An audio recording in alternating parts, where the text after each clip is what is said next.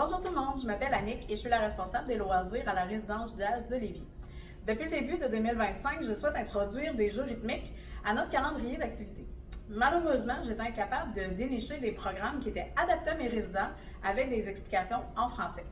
Grâce à une subvention de la Fédération québécoise du loisir en institut, la FQLI, j'ai pu monter un projet incluant 3 jeux rythmiques différents, donc le drum fit, la danse percussion, ainsi que des jeux de percussion, une sorte d'initiation à utiliser des instruments de musique.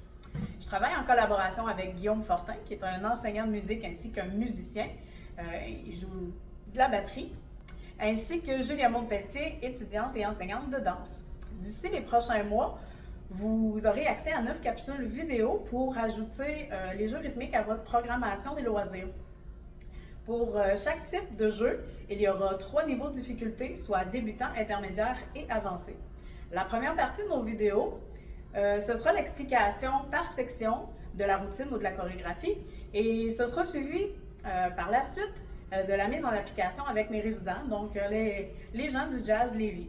Vous pourrez donc facilement ajouter l'activité à votre calendrier en diffusant la vidéo sur un écran, par exemple, avec un ordinateur ou une télé.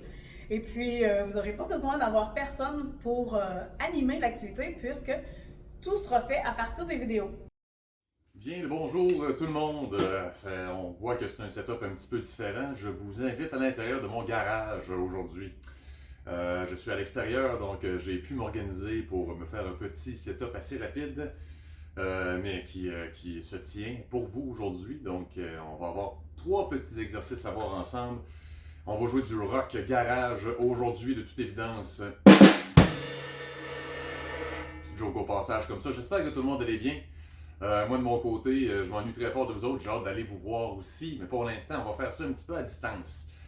Évidemment, là, vous voyez que je n'ai pas la même chose que vous. On n'a pas le même instrument. Moi, j'ai des pièces de batterie ici, 2 caisses claires et une cymbale. Là, on se casse pas la tête avec le restant des éléments. C'est juste ça qu'on va se concentrer aujourd'hui.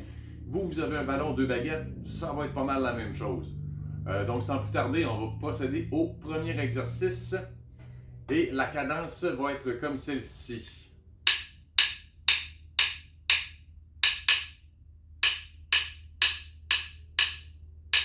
C'est seulement la rythmique pour l'instant. Je vais juste vous expliquer où on s'en va avec ça. D'une manière de langage musical, on aurait noir, noir, noir, noir, blanche, croche, croche. Noir, noir, noir, noir, blanche, croche, croche. Noir, noir, noir, noir, blanche, croche, croche. Noir, noir, noir, noir, blanche, croche, croche. Mais c'est pas important, je veux juste que vous compreniez qu'est-ce qu'on fait exactement. C'est toujours le fun de savoir là, qu'est-ce que c'est les figures de notes des fois. Donc, ce qu'on va faire aujourd'hui, main gauche, main droite, évidemment. Gauche, droite, gauche, droite, gauche, gauche, droite. Droite, gauche, droite, gauche, droite, gauche, droite. Gauche, droite, gauche, droite, gauche, gauche, droite. Gauche, droite, gauche, droite, gauche, gauche, droite.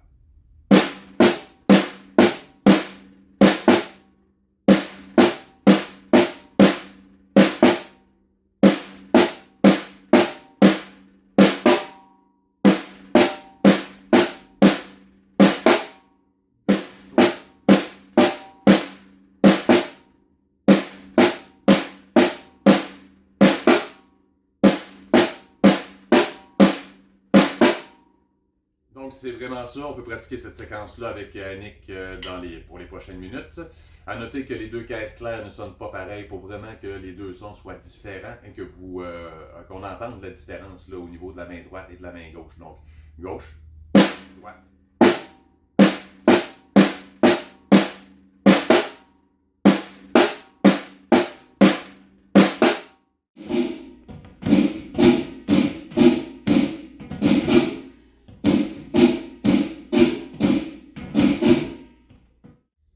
Bravo, bravo tout le monde. Je suis certain que vous êtes tous déjà habitués avec ça. Je vous ai vu travailler un petit peu à distance, puis j'ai été très impressionné. Vous comprenez très rapidement les notions rythmiques, puis donc je vous en félicite. C'est toujours un petit peu des défis différents d'intégrer des mouvements sur un rythme, puis je vous trouve excessivement bon. Donc félicitations encore. Deuxième petit exercice qu'on peut faire ici.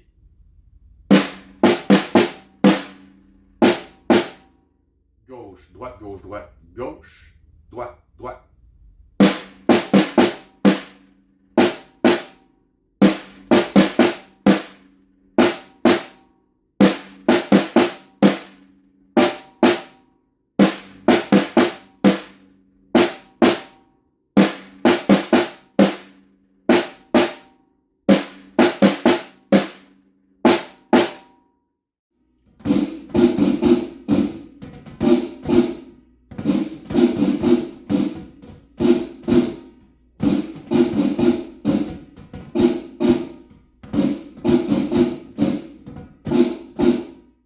Je vous laisse répéter cet exercice-là, dis-je, avec Annick aussi.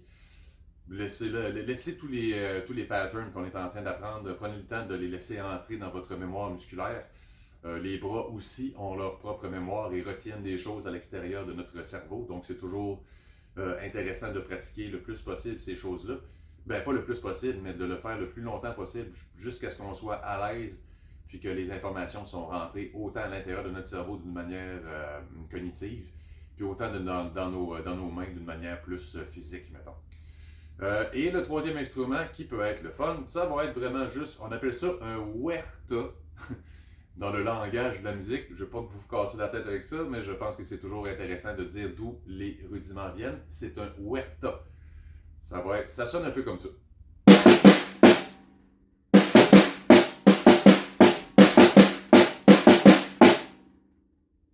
Gauche, droite, gauche, droite, gauche, droite, gauche, droite, gauche, droite, gauche, droite.